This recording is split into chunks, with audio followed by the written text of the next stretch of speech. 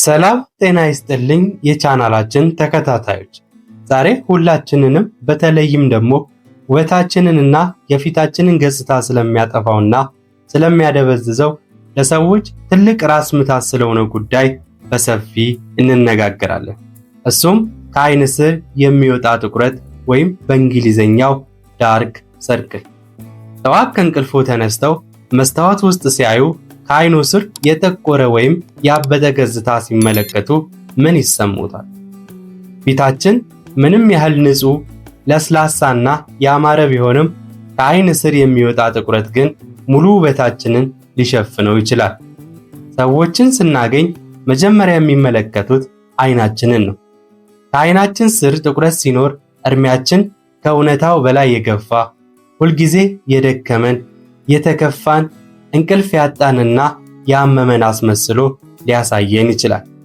ብዙዎቻችን ይህንን ችግር ለመፍታት ስንል ወደ ተለያዩ የኬሚካል ክሬሞች፣ ውድ የውበት ሳሎኖች፣ ሕክምና ወይም ወደ ሜካፕ እንሮጣለን። ነገር ግን ሜካፕ ችግሩን ለተወሰነ ሰዓት ከመሸፈን ባለፈ ዘላቂ መፍትሄ አይሆንም። ውድ የሆኑ ክሬሞች ደግሞ ብዙ ጊዜ ቆዳችንን የበለጠ ሊያሳሱት የሚችል ኬሚካል የያዙ ናቸው።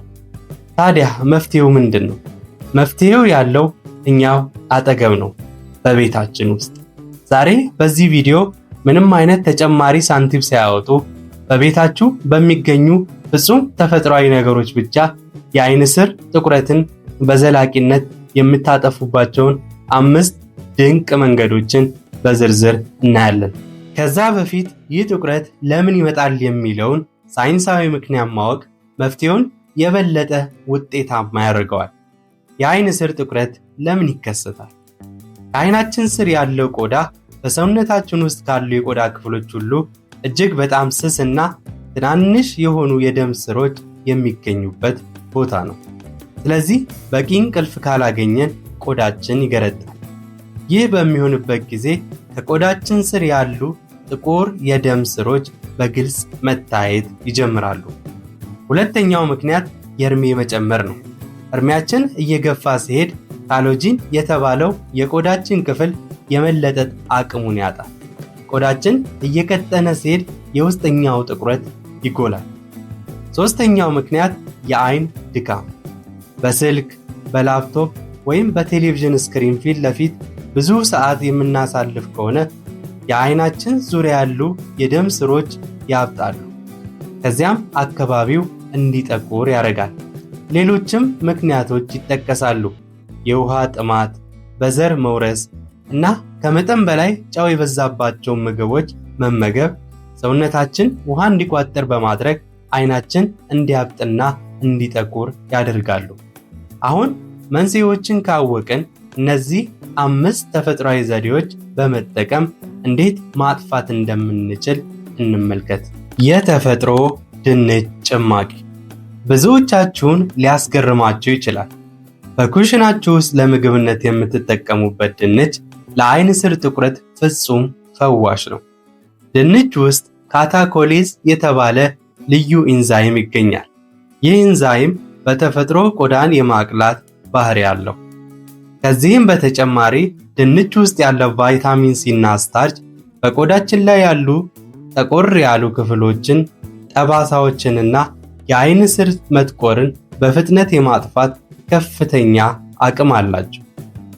አንድ መካከለኛ ድንች ወስዳችሁ በደንብ ጠቡትና ላጡት። በመቀጠልም በሽንኩርት መፈቅፈቂያ በደንብ ፈቅፍቁት። የተፈቀፈቀውን ድንች በእጃችሁ ወይም በንጹህ ጨርቅ በመጭመቅ ንጹህ ጭማቂውን ለዩት። 2 ንጹህ ጥጥ ወስዳችሁ በእነዚህ ጭማቂ ውስጥ በደንብ እንዲነከር አድርጉ። ጥጡን ከዓይናችሁ ስር ጥቁረቱ ባለበት ቦታ ላይ በደንብ አሳርፉት። ሙሉ የጠቆረውን ክፍል መሸፈን አለበት። ለ15 ወይም ለ20 ደቂቃ ያህል አቆይታችሁ ጥጡን አንስታችሁ ፊታችሁን በቀዝቃዛ ውሃ ይታጠቡት። ይህንን ዘዴ በሳምንት 3 ጊዜ ብታረጉት በአጭር ቀን ውስጥ አስገራሚ ለውጥ ታዩበታላችሁ። የቀዘቀዘ የሻይ ከረጢት ብዙዎቻችን ሻይ አፍልተን ከጠጣን በኋላ የሻይ ከረጢቱን እንጥለዋለን። ነገር ግን ይህ ትልቅ ስህተት ነው። በጥቁር ሻይ ወይም በግሪን ቲ ውስጥ ካፌንና አንቲኦክሲደንት የተባሉ ንጥረ ነገሮች በከፍተኛ መጠን ይገኛሉ። ካፌን ከዓይናችን ስር ያሉ የደም ስሮችን የማስፋት አስደናቂ ባህሪ አለው። የደም ስሮች ሲሰፉ ደግሞ ደም በአግባቡ ይዘዋወራል። ማበጥና ጥቁረትም ወዲያውኑ ይቀንሳሉ።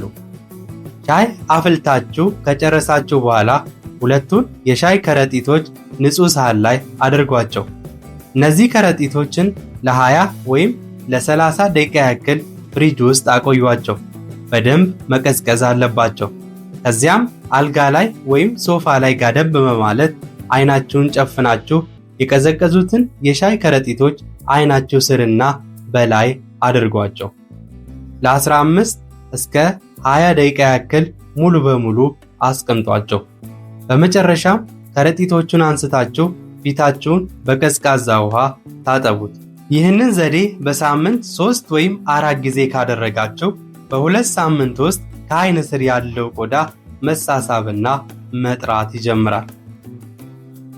ኩከምበር በዓለም ዙሪያ በትላልቅ የውበት ሳሎኖች ውስጥ ጭምር በስፋት የሚጠቀሙበት ኩከምበር ወይም ኪያር ነው።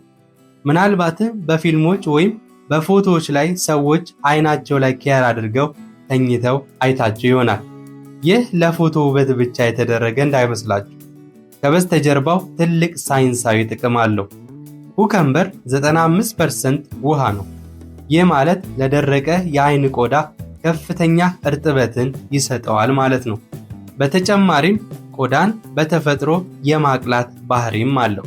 ይህም ቆዳን የማቀዝቀዝና ድርቀቱን የማስለቀቅ እና ጥቁረቱን የማጥፋት ከፍተኛ አቅም ይሰጠዋል። አንድ ትኩስ ኩከምበር ወስዳችሁ በደንብ ጠቡት። በክብ በክብ አድርጋችሁ 2 ቁርጥራጮችን ክትፉ። እነዚህን ኩከምበር ቁርጥራጮች ለ30 ደቂቃ ያክል ፍሪጅ ውስጥ አስቀምጧቸው። በደንብ ሲቀዘቅዙ አይናችሁ ላይ በማስቀመጥ ከ10 እስከ 15 ደቂቃ ተኙ። በመጨረሻም ፊታችሁን በቀዝቃዛ ውሃ ታጠቡት። ይህ ዘዴ ፍጹም ተፈጥሯዊ ስለሆነ በየቀኑ ብታደርጉት ምንም አይነት ጉዳት የለውም። ይልቁንም አይናችሁ ሁልጊዜ ብሩህና ንቁ እንዲሆን ያደርገዋል። የአልሞንድ ዘይትና ቫይታሚን ኢ ማታ ከመተኛታችሁ በፊት በምታረጉት የቆዳ እንክብካቤ መሃል የአልሞንድ ዘይትንና ቫይታሚን ኢ መቀላቀል አለባችሁ። የአልሞንድ ዘይት ለለስላሳው የአይን ስር ቆዳ እጅግ በጣም አስፈላጊ የሆኑ ቫይታሚኖችን ይሰጣል። ቫይታሚን ኢ ደግሞ ቆዳ እንዳይበላሽና እንዳይሸበሸብ የሚከላከል ጠንካራ አንቲኦክሲዳንት ነው። ሁለቱ በአንድ ላይ ሲቀላቀሉ የአይን ስር ቆዳን ያቀላሉ፣ እንዲሁም እንዳይደርቅ ያደርጋሉ። ማታ ከመተኛታችሁ በፊት ጥቂት ጠብታ ንጹህ የአልሞንድ ዘይት መውሰድ።